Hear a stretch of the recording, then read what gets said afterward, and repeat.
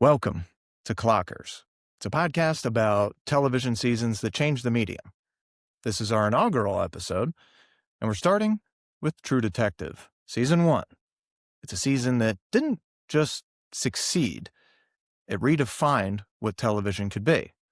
So if you're looking for a recap, there is a lot of that in here, but it's not exactly all that this is.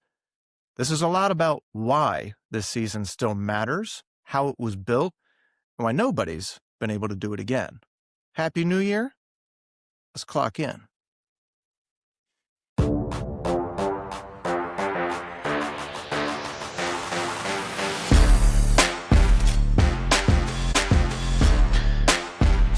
There are a lot of great television shows. There are very few seasons that permanently change the medium. True Detective Season 1 is one of those seasons. And what's interesting is it didn't do it with spectacle. It didn't do it with some massive cast. It didn't even do it with a massive budget. It did it with 2 actors, 1 writer, 1 director, 8 episodes, and a level of creative control that basically doesn't exist anymore. This season still comes up in every best of conversation, not because it's perfect, but because it felt dangerous. It trusted the audience. It took itself seriously without apologizing for it. And that's really what this podcast is about. That's what Clockers is about. Why certain seasons stick, and why some television imprints itself on culture and others disappear a week after the finale. So if you've seen True Detective Season 1 once, twice, or 10 times, this isn't, some episode recap. It's a conversation about how the season got made, why it worked. We will go through the episodes and the timelines and all that stuff, but why nobody has quite been able to do it again. So with that, I have the crew with me right now. Gentlemen, is this the greatest season in TV history? CK? It's up for debate, obviously. It was on at the same time as we've got Game of Thrones. Yes. We got Breaking Bad. They're calling this the golden age of television. I think we're getting out of that now, because now it's streaming. Soon we're gonna be getting into AI stuff. But this, you're coming out of Sopranos and Band of Brothers, Pacific, really just HBO with the freaking monopoly of the greatest shows ever. But even Starz had Californication, which I love. They had good shows on there too. The only thing for me personally that is just as good as this is Game of Thrones, but I couldn't narrow it down to season 2 or season 3. Right. Because I love them both equally. Season 3, you have the Red Wedding, but season 2, you have these great battles. So for one season, season 2 and 3 of True Detective suck. They're terrible. They're terrible. 3 has very good acting. Is that with Jodie Foster? No, that's 4. That's 4. Who's in 3? Mahershala Ali and Stephen Dorff. It's Okay. very well acted. Just nothing happens. Yeah. Okay. It is like watching people just live and talk about a case and go back and forth on these different timelines and stuff. The only way to do timelines is the way that they are done in this show, because it wasn't confusing at all, because the characters look different. They look like they had aged. It tells the story perfectly, and it helps shape the narrative for it. So the way that they did it in this was perfectly done, but it wasn't supposed to be a show at first. It was really just supposed to be a novel. And then they turned it into, said, well, I think we can make this into a show. And then they got McConaughey. Originally, though, he was going to be something else. We'll get into that stuff in a little bit. But I wanted your initial thoughts on this television show, because when we came up with the idea, we love movies, we love TV. When we came up with this idea of, well, why don't we just do kind of what we do on Night Shift? Why don't we come up with a TV podcast where we do the same thing, but we just review our favorite seasons of television? The thing that I thought of first was this. I thought, this is like lightning in a bottle, this True Detective season. It comes out in 2014. It's the first time I can remember where you got big screen actors to go down to the small screen. And it's the first time that I've seen people take note, other actors in Hollywood or wherever they are now, where they said, oh, well, if those guys can do it, maybe it isn't the worst thing in the world to showcase my skills. Instead of 2 hours, maybe do it for 8 hours. And maybe I'll get paid the same. Maybe I'll get paid a little bit more. Maybe I can have something that might live on forever. Maybe I'll have something that might be able to let me dive into a character beyond a 2 hour mark or a 90-minute mark, or, 2.5 hours if you're in some Scorsese movie. But I think it lets you build a relationship with a character better than anything else, a television show. And it allowed, this script is 450 pages, and McConaughey becomes McConaughey through this. The McConaissance is what they The call it. McConaissance began. Yeah. Now, he comes off of Lincoln Lawyer before this. Was So- Dallas Buyers Club before this or after this? I believe it's after. Okay. It's right. It's like right around the same time, though, because I'm not gonna lie to you. Russ Cole does look a little Dallas Buyers Club at a couple of points in this, but it is. When I think of good TV, I think of this, and it's because it's not overly complicated. It has just enough mystery and suspense and thriller and action and drama and interpersonal relationship dynamics on display. It's got all of it. But I feel like if this was a show that was made today, they would double the cast. They would try to double the storylines in it so that There it's would have to be so many different freaking involved. things going on. There's no woman in this that's like, well, there's Maggie. But Maggie. they would have to have a detective that's a girl. Yeah, they would. Because really, I don't think the Louisiana State Police had anybody in the office that was a female other than the secretary. You think this is the best season of any show? Are you giving it number one? Let me say something on that. Go ahead. That's tough to say. For me, the easy answer is yes, but when I dive into, in my head, first things that come up, Breaking Bad, of course. I think that's amazing. Mindhunters, Narcos. I left out Walking Dead. Walking Dead, Peaky Blinders. If we're talking, does it have to be a drama series? No, but I think it Because is. you could go Sunny in Philadelphia, you could go Office. That's There's correct. Yeah, let's say drama. Let's not do comedy. Okay, 'Cause that's so- too many. drama. It's probably number one, and if it's not number one, it's still the grandfather that opened up the door for Narcos, Mindhunters, So you're Peaky saying Blinders. It's Jim Brown. It's of- Jim Brown. Well, I can it's Michael think of Jordan. flaws It's Michael Jordan that globalized it. Yeah. Because Breaking Bad and Walking Dead are on AMC. They can't use F words. They can't really show certain stuff. Although they show violence, but they can't do like sex scenes. HBO is just more realistic, and I feel like you can think of flaws. The budget is a little bit less with AMC. Like I can think of stuff for what's it called, The Walking Dead. Even though season 2 of The Walking Dead, it's just as good as almost any other show written. But another thing is you have this tension in that.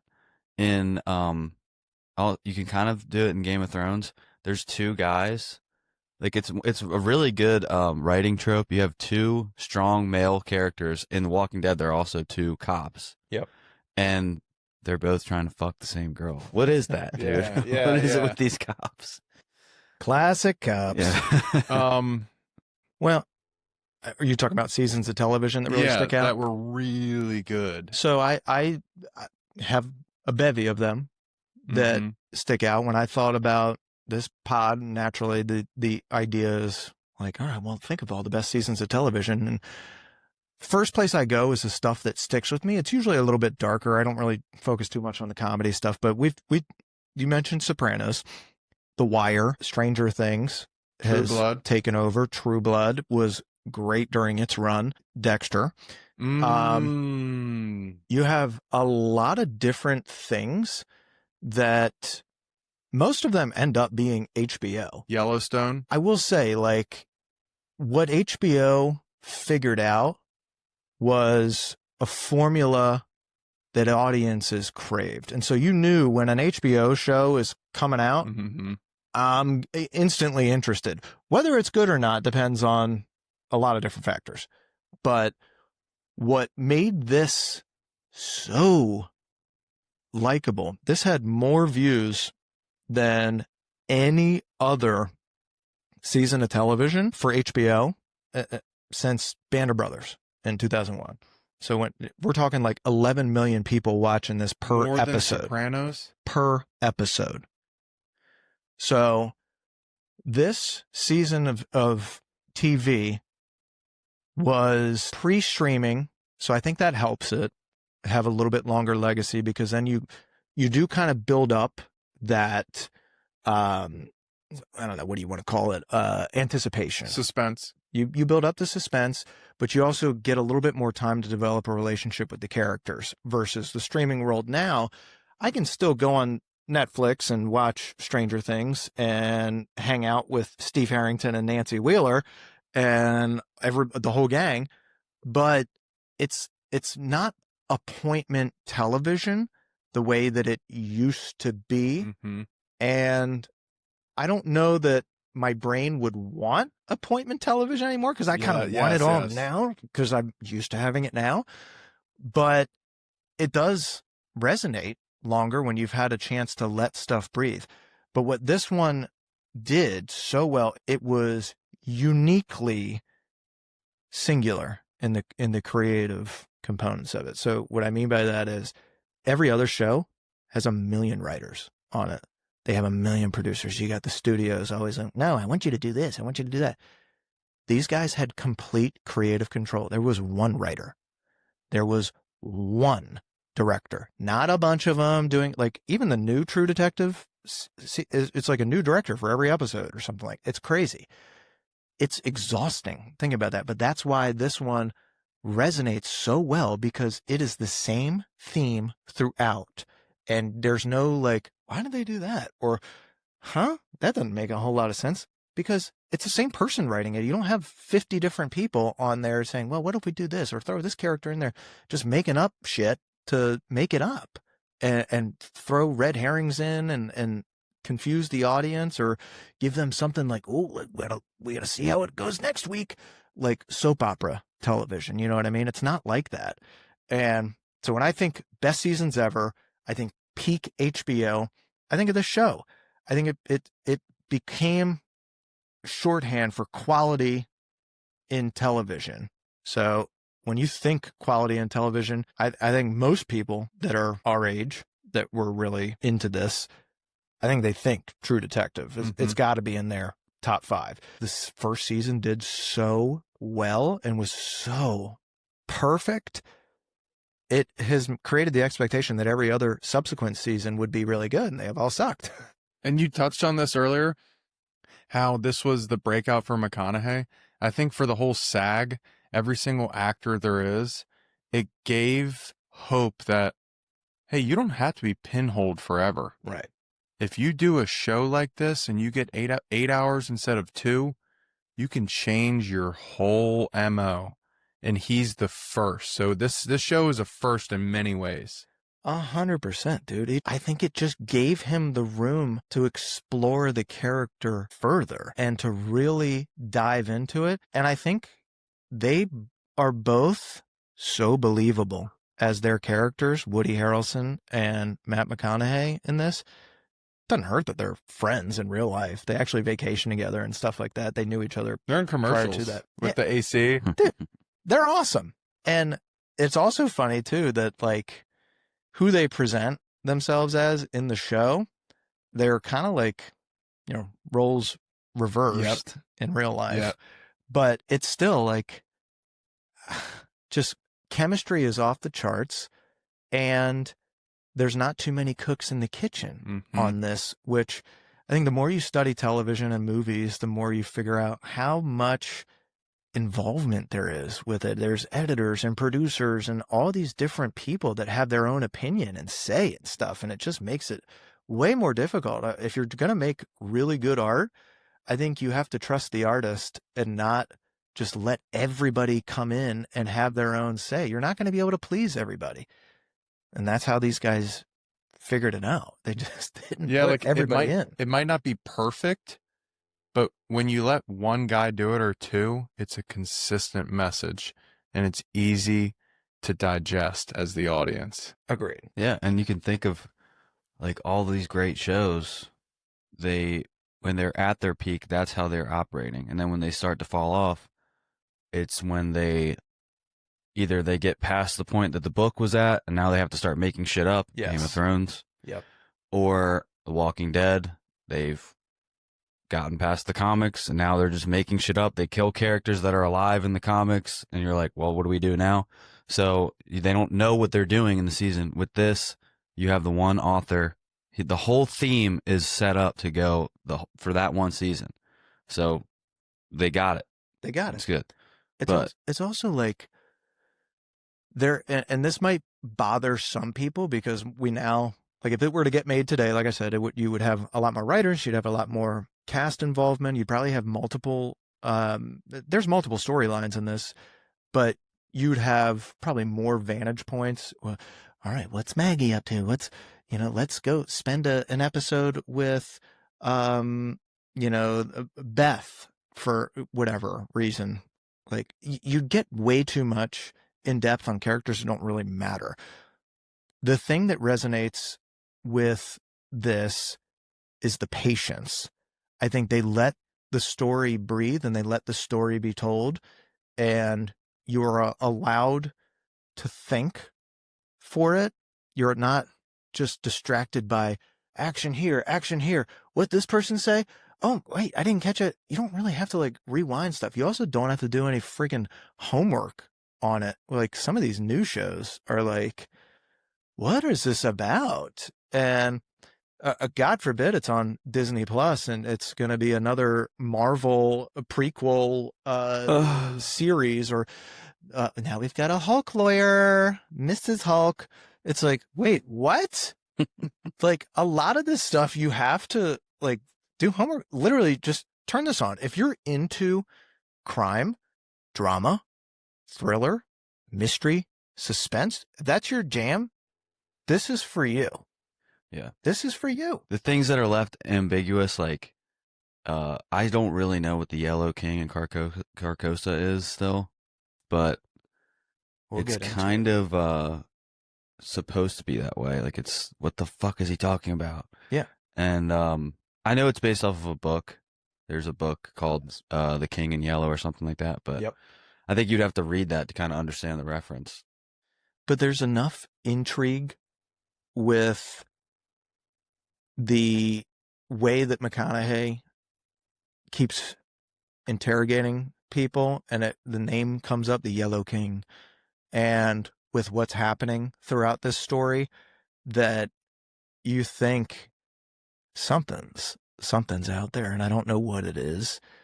It's human, but there's the element of the unknown, I think, is what attracts you, because I think there is something inside of us that wants to find out the truth.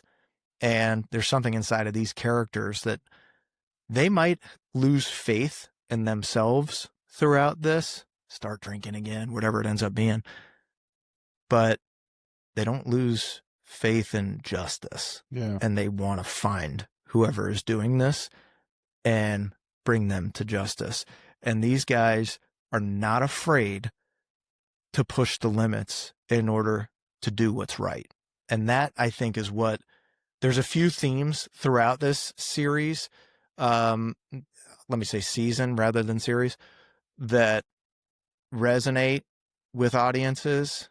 You know, the little guy attacking the deep state, if you will, is one of them. But I think overall, it's light versus good, and even the light sometimes experiences its own darkness, but it will vanquish the darkness in name of the light.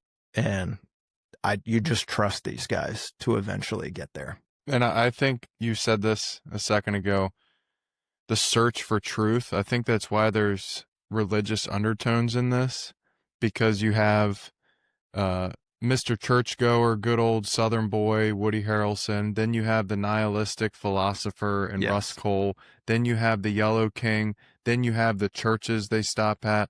You get to see corruption in the good old boy Southern guy. You get to see corruption in the nihilistic guy. Yep. You get to see flaws in each different way of thinking, each religious backing for each character.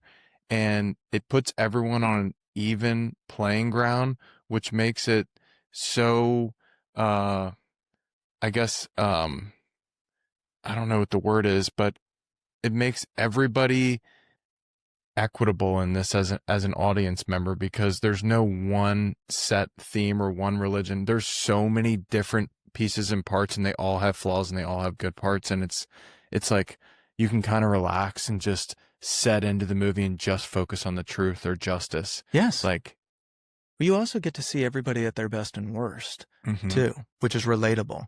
You see Rust doing the stuff that he doesn't want to do, like the drinking and meth. You get to see him. You get to see him come to terms with himself. He starts off as this guy who is this incredible, incredibly sure of himself person, and then, as the season goes on, it becomes more and more vulnerable. And then you see Maggie, this, proper wife of Marty, eventually break and then do what she does with Rust. So you see her at her worst. Mm-hmm.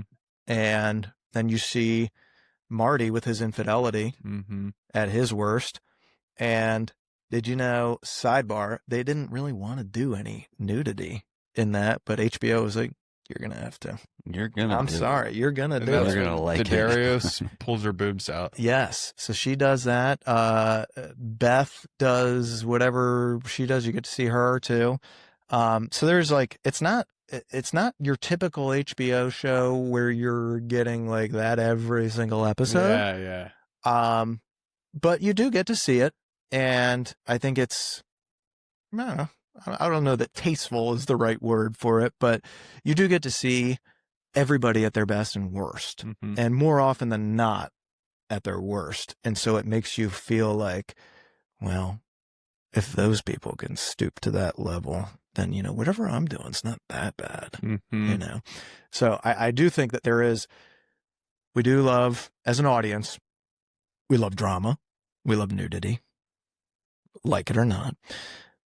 We like relationship tension, no matter how uncomfortable it is, because it feels familiar, whether that is romantic or a new partner. Yeah. If you're exactly.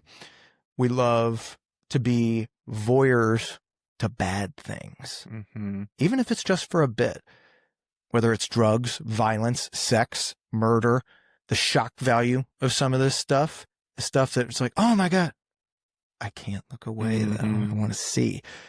We love putting ourselves into the unknown and the unseen and feel like we are there experiencing it with characters for the first time. We know these places and these people exist, or at least we think, but we've never experienced it for ourselves, a la the biker gang or the projects or the deep south and the coastline there. Like, there is something so charming about this season of television that I think Louisiana becomes a character along Oh, with I love the Rust setting. and Mhm. Marty and Maggie and the whole crew. That tent church being a great Yeah. example of that Yes. too. Yes. It's like you've never seen a church like that, and it just that scene just sets the tone for the kind of people they're going to be dealing with for the Exactly. rest of the season. Like, oh God, it's you've got. I mean, you can see how they can all be manipulated by this guy. Yeah. And you don't really know his intentions either. No. He comes into play later, but Tuttle. what's the preacher's name? He's an amazing actor. What's that guy's name? He's in the new. He's in the new. Pause. He's in all the Mission Impossible stuff. Well, no, now. he's also in the new show that describes the guy who killed Andrew Garfield. He's the senator. He's a great actor. Yeah. He's also in Boardwalk Yeah. Empire. I think he must have been under contract with HBO Yeah, exclusively dude, at this he's point. 'cause amazing. he's in a lot of Joel stuff. Theriot was his name in the That's it. in Joel. Classic Preacher Joel. Shea Wingham or Wigham. Preacher Wingham. Preacher Wiggle. But even him, you get to see him at his worst because he's at his best when he's preaching and he's, he is this born again Christian or whatever, giving these sermons in this Bible Belt, tent revival atmosphere. And then you fast forward a couple years later and he's drunk and down on his luck and all this stuff. So, before we get and he knew about something. he knew. He wasn't part of it, right? But he knew that it was going on. Exactly. And you find that evil, the evil of not getting involved with it, the turning of a blind eye. That's one of the major themes in this, Yes. because Rust is like, he is honesty in this show. He doesn't lie to himself. He doesn't lie to anybody. He can't. He wishes he could. Marty is... If he's talking, he's lying. Marty is constantly lying. He's lying to himself. Yep. He's... they're both dealing with trauma in their own way. Marty is just banging whatever he can that walks.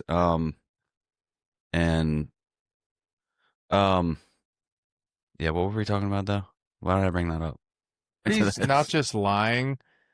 He's like, as far as getting girls, he's lying as in he's saying all the right things to his coworkers to be the likable guy. And Mhm. Rust is the perfect antithesis to that, saying, "Oh my God, you're just fucking full of shit, dude." Yeah. Oh, but he's the only one that's actually after the truth of the case. Yes. Everybody's sucking up to the fucking Tuttles. Like, we know what they're doing, but hey, they play poker with the mayor and they know the Exactly. governor said we can't touch them. The chief especially.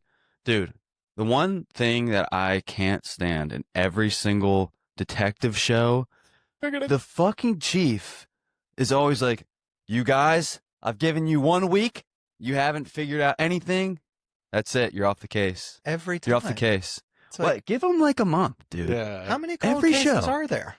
Like, Dude, a billion. the chief is always against the detectives. Is Yeah. that how it is? Like, we need to call a detective. Yeah, we need to have a detective with us next time for these. Yeah, a true It detective. makes sense. A 'Cause true detective. they're the first ones that get the heat from the politicians. The True. mayor. Well, maybe it's really like governor. that. I mean, I bet don't you know. it is. But it is, if I had to to an say extent. there's one, it's not really a flaw, but it's kind of a cliche in this show. Mhm. That's in every cop movie.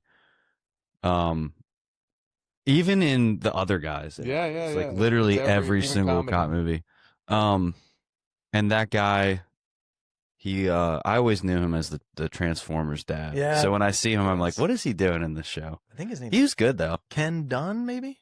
He's very good in this. I like He was good in it, but I just can't get that him being the dad from Even- Transformers out of my head. even the next captain or chief or whoever In the crapped next on him. season. Yeah. No. I mean, in that season. So that guy, Transformers dad, is Oh, in he it gets for like promoted. He gets promoted and then they get him on the boat. episode. We'll get to that. All right. For the audience, let's recap the premise here. because we talked a lot about this before we go any further. I want to recap it.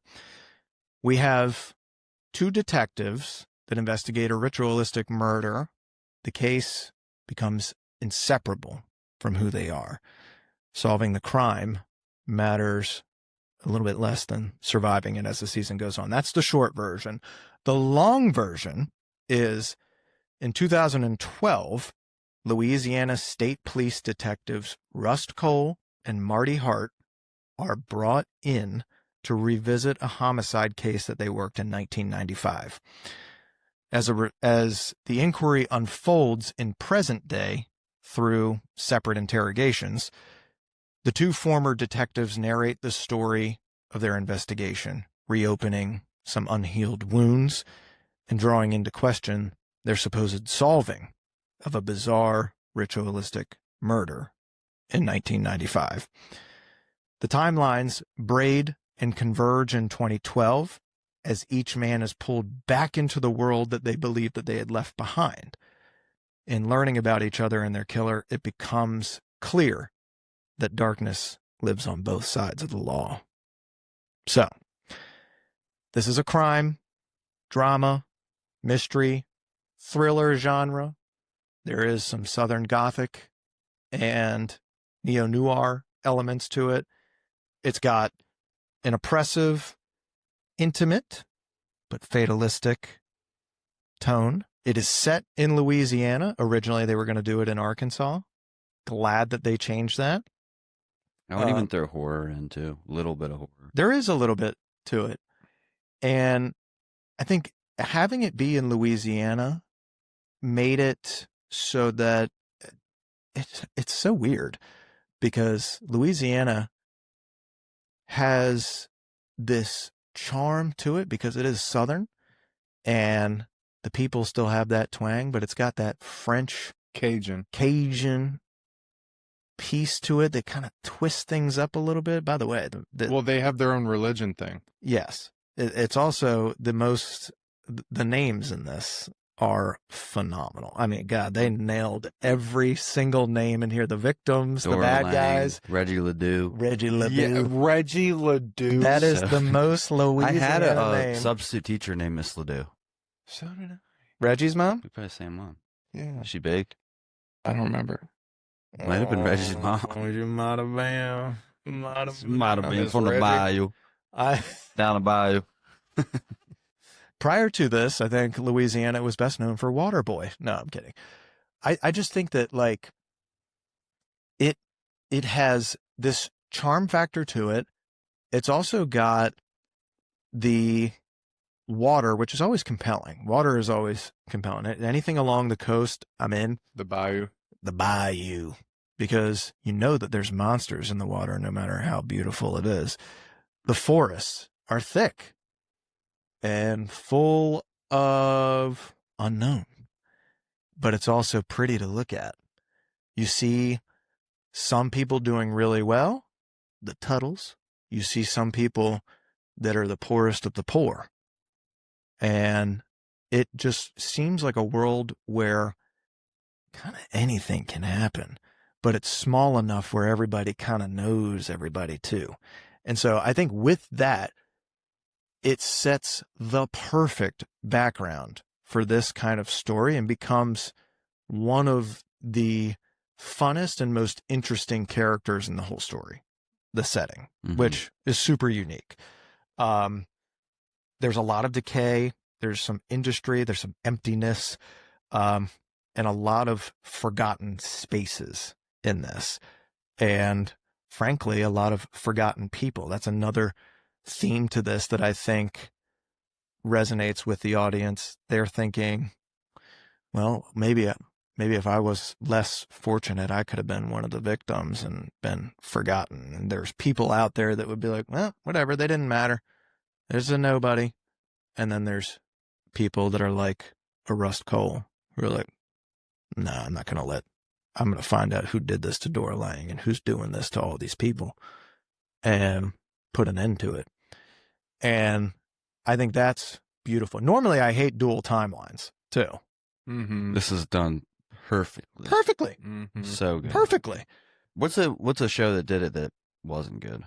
Oh my God. I mean, any of the Avengers stuff is like, Jesus, what is happening? Who is what? Where? What? Oh my gosh, there was one I watched recently where I was like, I'm done. Even I'm done. Even season 3 of True Detective, same thing. Like, they have multiple timelines.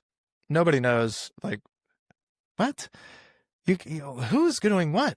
This, they did it really well because they helped by changing the way the guys looked.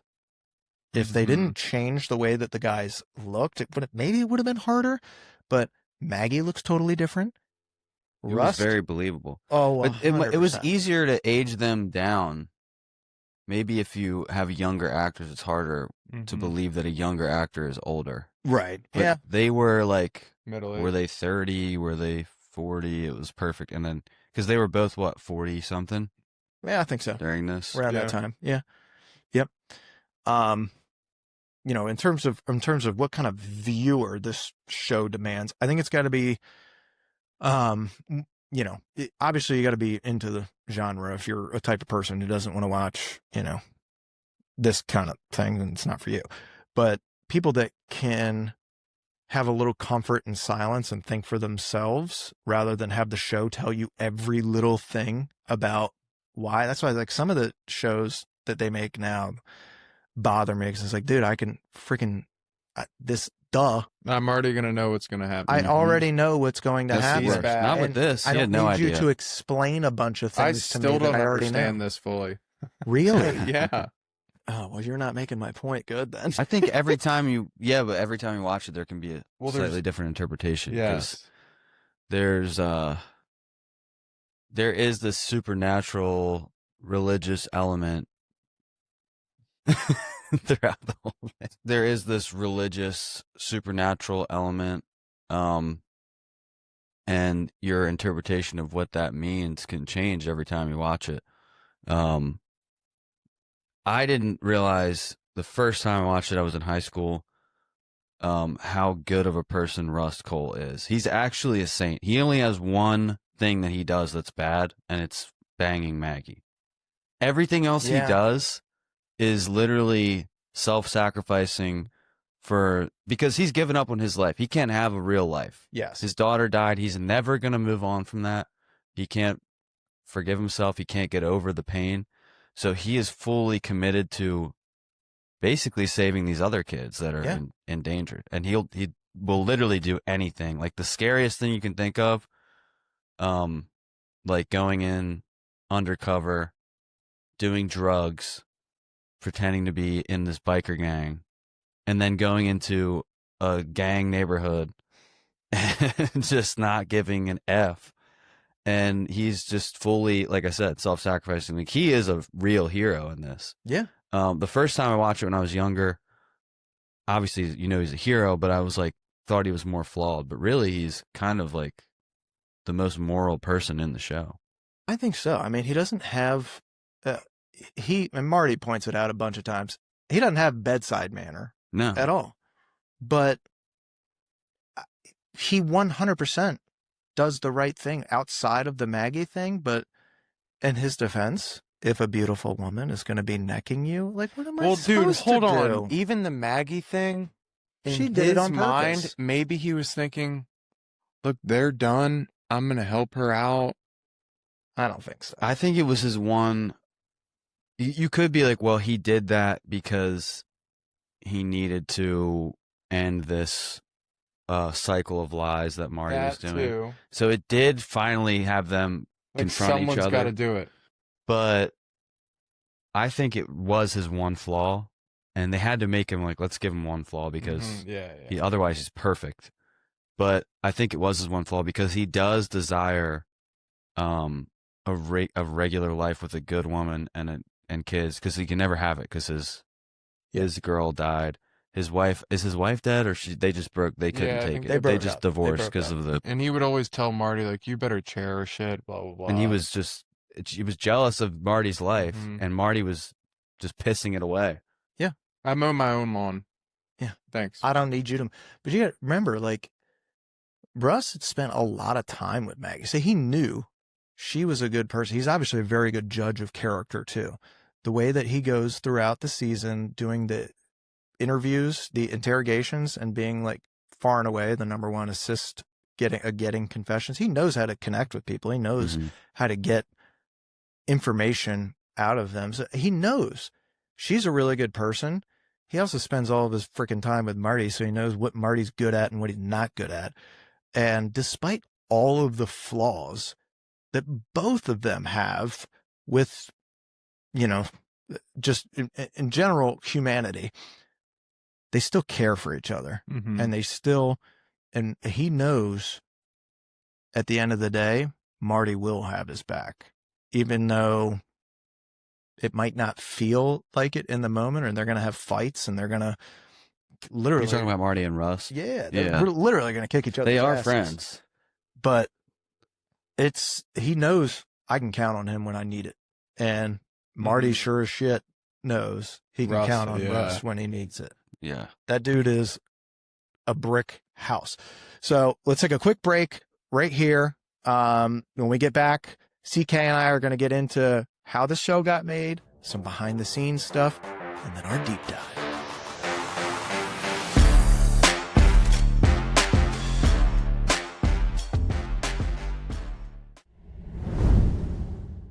That's it for part 1 of our Clockers breakdown of True Detective Season 1. In part 2, we're diving into how this season was built, the structure, the performances, and the choices that made it feel dangerous in the very best ways. If you missed part 1, go back. It sets the foundation for everything that's coming next. We'll catch you on part 2.